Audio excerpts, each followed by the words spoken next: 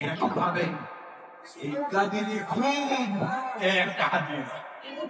এই হাদিসের ব্যাপারে সব কিছু বর্ণনা করবে, বর্ণনা করে বলে শেষে বলেন কি সুন্দর ভাবে রসুল্লাহ বলে গেল তো এটা বাস্তবায়ন বলে না তো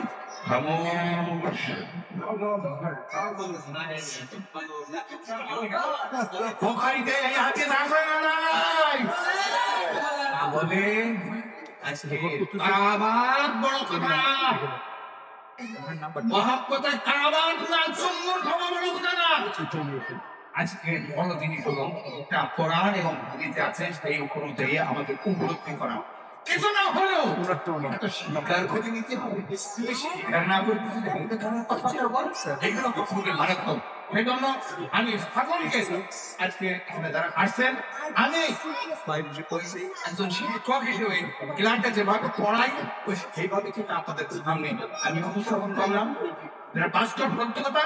সেই সত্য কথা আজকে আমি এই কয়েকটা মন্দিরের ভিতরে আমি বলতে পারছি বিধায় আমি আনন্দিত এই জন্য, কারণ কিয়ামতের ময়দানে মহান আল্লাহ তাআলার সামনে আমি দাঁড়াই কমপক্ষে সত্য কথাটা আমি প্রচার করছি, এই ঘটনা যেন না থাকবে। সেজন্য আপনারা সকলে কষ্ট আসছেন, বিশেষ করে মা বোনরা আসছেন, অনেক কষ্ট করছেন, আপনাদের জায়গা হচ্ছে না, আপনারা দাঁড়িয়ে আছেন। হ্যাঁ, আমার মনে হয় খাজান সাহেবকে আগে অনুরোধ করবো এর থেকে কম আরো সাইড বা বড় করে সামনে অগ্রসর হন।